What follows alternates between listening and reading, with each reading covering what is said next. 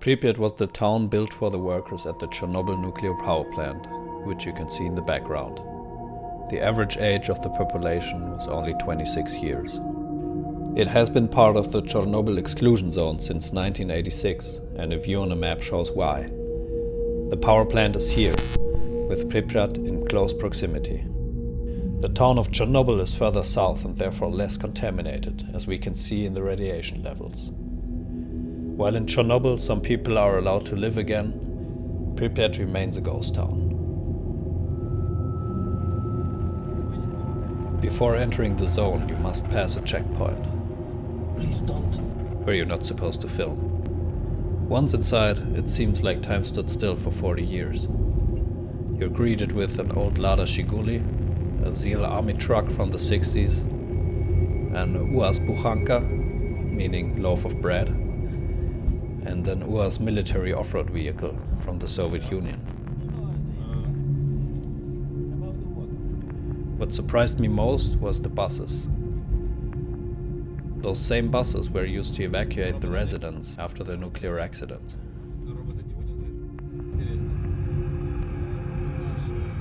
We drove through the red forest to the town sign of Pripyat, where people laid roses.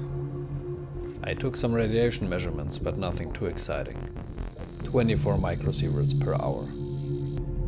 Before entering the town, there is another checkpoint. Again, no filming.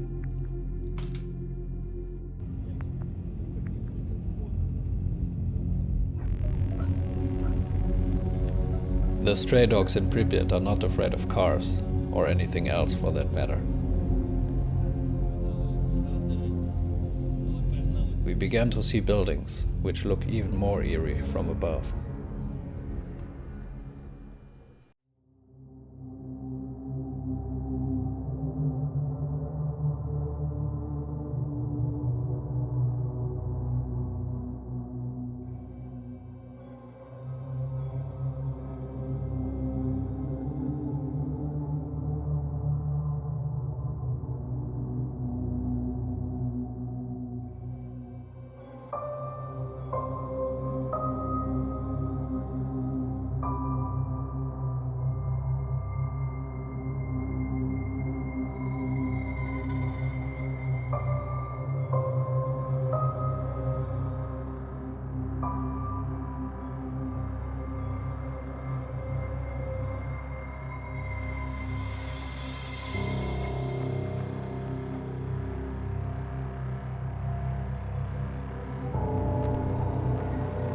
The building you see in the background is the Jupiter factory. It was the second employer in the area after the nuclear power plant. Officially a manufacturer of cassette recorders, the factory secretly produced semiconductor components for the military. Jupiter was abandoned 10 years after the accident.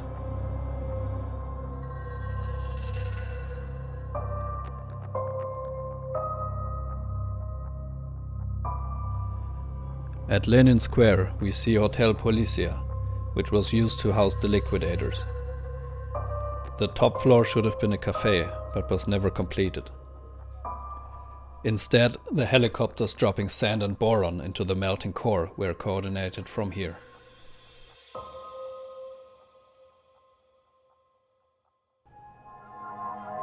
Next to the hotel is the Palace of Cultural Energetik, with a cinema, a library, a gym, the famous swimming pool, and even a shooting range in the basement. Behind it we see the Amusement Park, which never opened.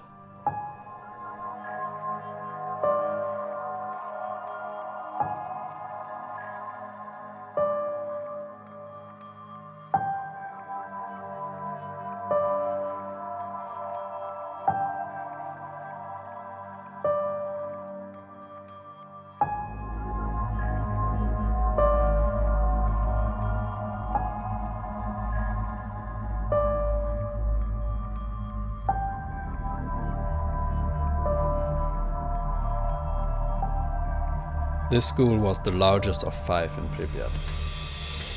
Sadly, it's not safe to go into the school anymore, because the building started to collapse. It's also not safe to go into the hospital, but we did it anyway.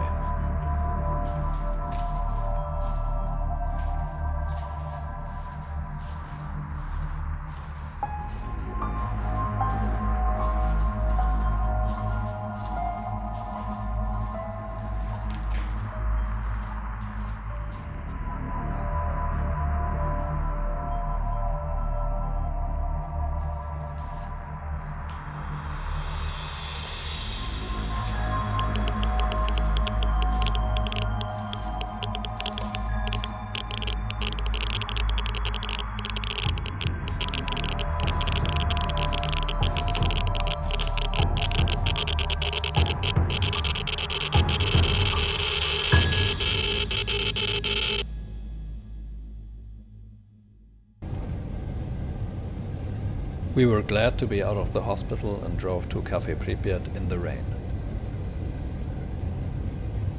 Victims of the Chernobyl catastrophe.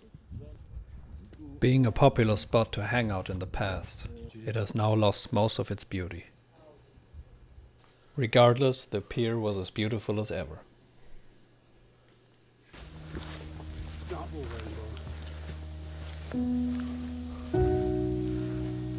Amazing.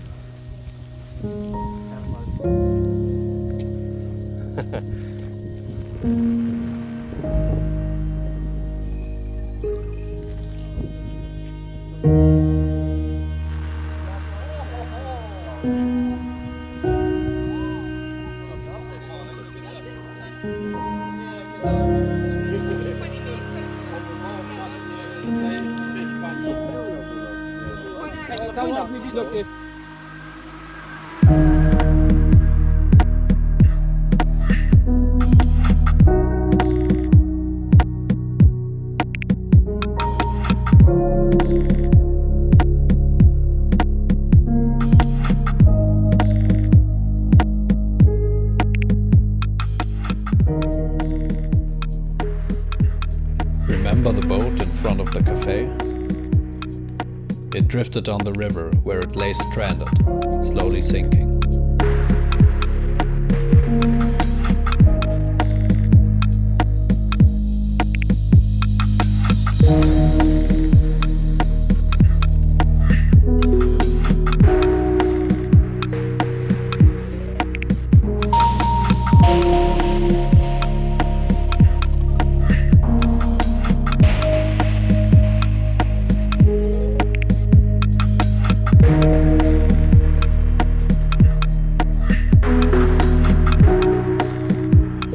The cranes at the Pripyat cargo port were built to load the materials for the construction of reactor block 5 and 6.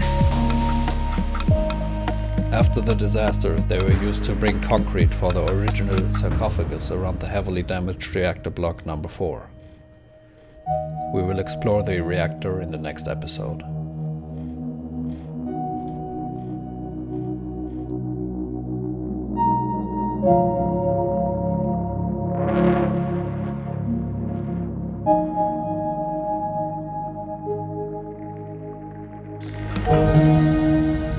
After almost losing my drone capturing this amazing footage, we went back to our hotel in Chernobyl.